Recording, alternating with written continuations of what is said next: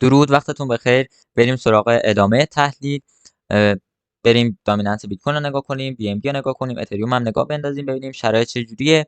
من توی تحلیل بیت کوین هم یه سری صحبت باهاتون کردم، اونا گوش بدید، متوجه منظورم میشید.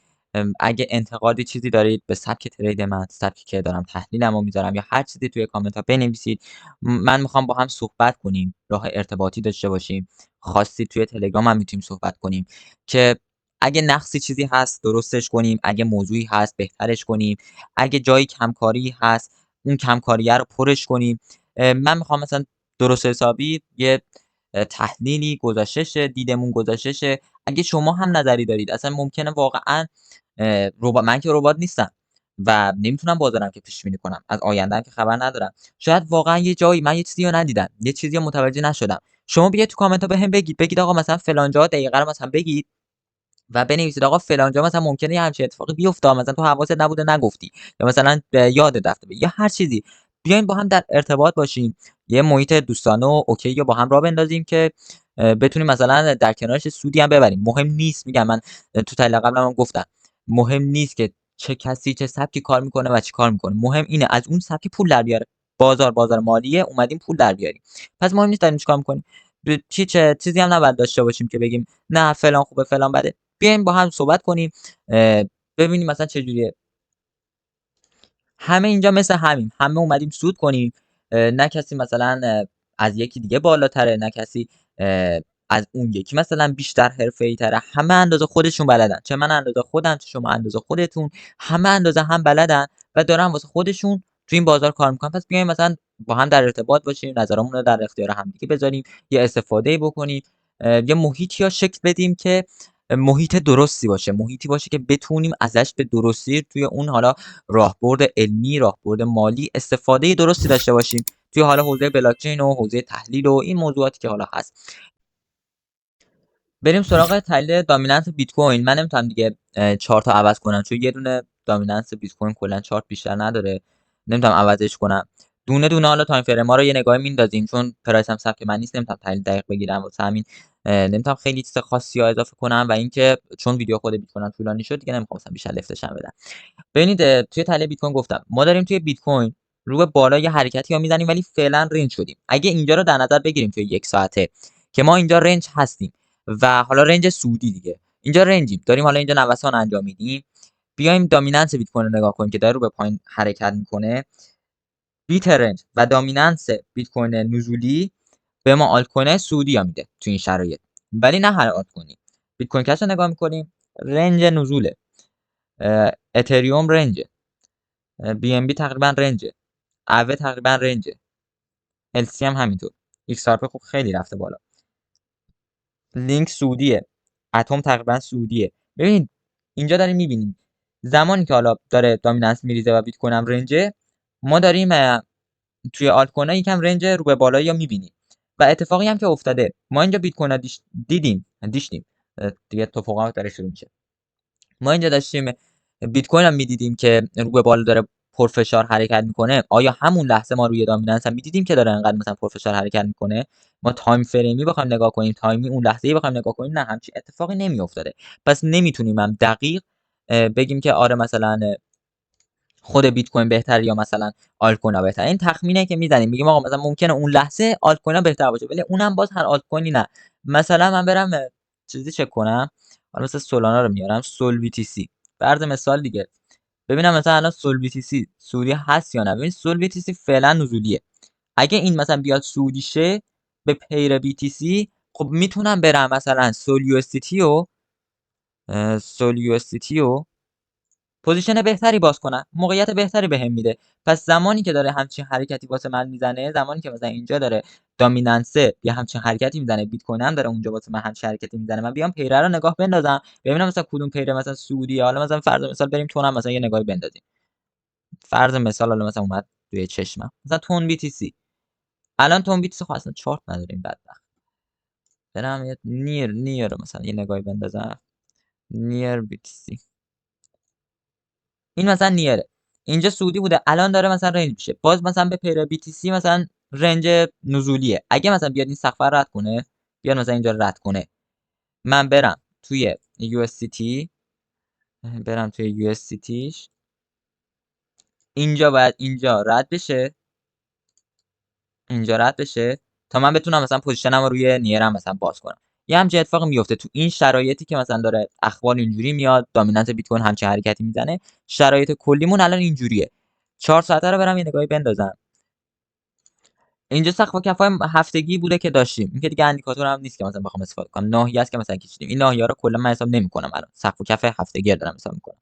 اومدیم بالا. این الان میتونیم یه شکست فیک در نظرش بگیریم. یعنی اینجا رو ما میتونیم یه شکست فیک در نظر بگیریم واسه دامیننت بیت کوین. دیروزم مثلا تحلیل گرفتم واسهتون گفتم این ناحیه‌ها ممکنه یه حرکاتی بزنیم. خب توی اون لحظه حرکاتمون درست بوده. یعنی اینجا برگشت خوردیم، اینجا یه دونه مثلا کندل رنجی زدیم، اینجا باز نزولی شدیم، اینجا باز یکم سوری شدیم. اون لحظه این حرکات رو زدیم تو 5 دقیقه 15 دقیقه پوزیشن میشد. کوچیک نگاهشون نکنید. فعلا هم که داریم برمیگردیم توی اون باکس هفتگی که داشتیم. اگه باکس هفتگی رو بخوام در نظر بگیرم که اینجا مثلا بشه میدلاین کانالمون، اینجا میشه میدلاین کانالمون که باید منتظر بمونیم. اینجا مثلا با همینجا میتونید یه موقعیت باز کنید تا این کفه اگه بخواد حرکت داشته باشه، ولی تا اینجایی که هستیم فعلا سودیم. اگه بخواد نزولی شه و مثلا بیاد این زیره مثلا بخواد حرکتی داشته باشه، این مثلا بهترین چیزیه که فعلا میتونم در نظر بگیرمش. منطقه رنجی هم مثلا میتونیم بگیم هستیم، مثلا آره میشه بگیم منطقه رنجی هم هستیم. اینجا رو مثلا در نظر بگیریم، اینا مثلا کلش یه منطقه رنج در نظر بگیریم. یه دو تا سقف زده، یه دونه کف زده. میدلاینی هم بخوام ببینم مثلا اینجا هم مثلا میدلاینی میتونه باشه دیگه. اینجا هم مثلا یه دونه میدلاین میتونه باشه واسمون. آره اینجا هم مثلا واقعا جا اوکی میشه. پس اگه مثلا بخوایم اینجوری منطقه رنجی هم در نظر بگیریم اوکی، که با شکست این سقفی که داریم اینجا مثلا این سقف رو داریم رو پایین، میتونیم مثلا بریم پیرای دیگه مثلا نگاه کنیم. بریم مثلا بی ام بی یه نگاه بندازیم. ما رو بی ام بی یه چارت دیگه دارم. بذار مثلا چارت با این اف ایکس سی ام یه نگاه بندازیم. تو کریپتو نداره؟ آره اینجا اوکیه. من بی ام بی مثلا نگاه بندازم. تله بی ام بی اینجوریه. تریگر ورود کاملا میفته اینجا. حالا من باکس میکشم واسهتون که دقیق تر بشه. بهتره مثلا باکس بکشم.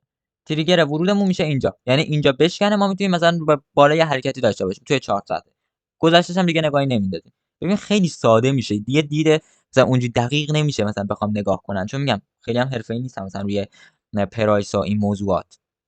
پس تا زمانی که حالا مثلا دامیننس بیت کوین نزولیه، الان که دکن میسه توی 4 ساعت. پس تا زمانی که دامیننس بیت کوین نزولیه مثلا بگردید اینجا دنبال موقعیت‌های دیگه روی حالا آلت کوین ها یا چه می‌دونم اتریوم باشید.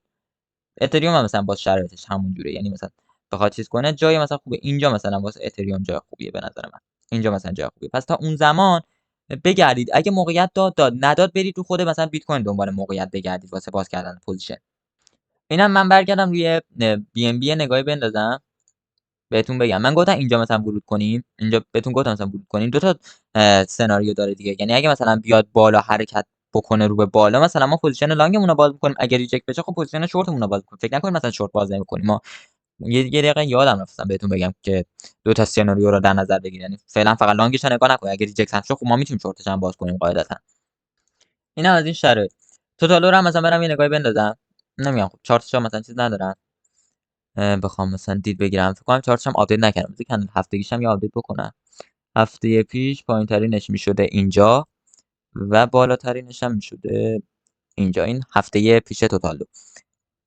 برمیگردم اینجا. تریگر ورودمون اینجا بوده که رفته واسه توتالو، اینجا بوده که رفته. اگه مثلا اینا پول بک در نظر بگیریم، ریسکی مثلا اینجا اوکیه. ریسکی دیگه چون رفته رد شده. برم مثلا توی آره ببین اگه بخواد مثلا حرکتی داشته باشه، چون اینجا بوده من اینجا رو در نظر نمیگیرم، اینو در نظر نمیگیرم. اگه بخوایم مثلا یه حرکتی داشته باشیم، اینجا رو در نظر بگیرید که این مثلا بیاد پول بک بزنه رو به بالا حرکت کنه روی توتالو. مثلا اینجا موقعیت خوبی میتونه باشه واسه ما. شکست اینجا موقعیت خوبی میتونه بهمون بده روی آلت کوین. توی دامیننس بیت و شرایط خود آلت کوین هم دیدیم که مثلا میتونن موقعیت اوکی بهمون بدن. فعلا داره ریجکت میشه. اگه ریجکت بشه بخواد رو به پایین حرکت کنه، با این خط آبیه میتونیم مثلا لول پایینتر رو ببینیم روی توتالو. و اینا مثلا اگه هفتگیش بخوایم در نظر بگیریم، حالا نمیدونم هفتگی رو درست کشیدم یا نه. هفتگی قبلی بهترینش آره دیگه، درسته دیگه. این هفته قبلمونه هم که هفته الانمونه درسته. آره بهترین حرکت که میتونیم نسبت بهش داشته باشیم همینه و تارگتمون هم تا کجا میشه تا این مثلا پایینا میشه. من پیوت پوینت مثلا نمیگم واسهتون که مثلا بگم اندیکاتور چیزی استفاده شده، چون پیوت پوینت دستی هم میشه حساب کرد، ولی خب من الان نمیتونم زودی واسهتون دستی حسابش کنم.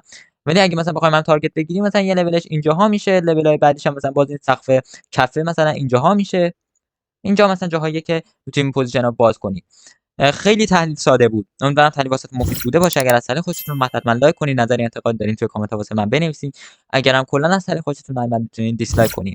اگه کنی مد نظرتون هست که من واسهتون بررسی داشته باشم توی کامنت‌ها واسه من بنویسین و ویدیوهای آموزشی و پلیلیست راجع به ایچیموکو و کلا نحوه ترید با ایچیموکو و کلا راجع به ایچیموکو من میذارم که بیشتر با این سبک ترید آشنا بشید اگه آشنایی ندارید، تا بتونیم دید بهتری رو به هم دیگه بدیم، چه شما به من چه من به شما. روز خوبی پیش رو داشته باشید. موفق و پیروز باشید.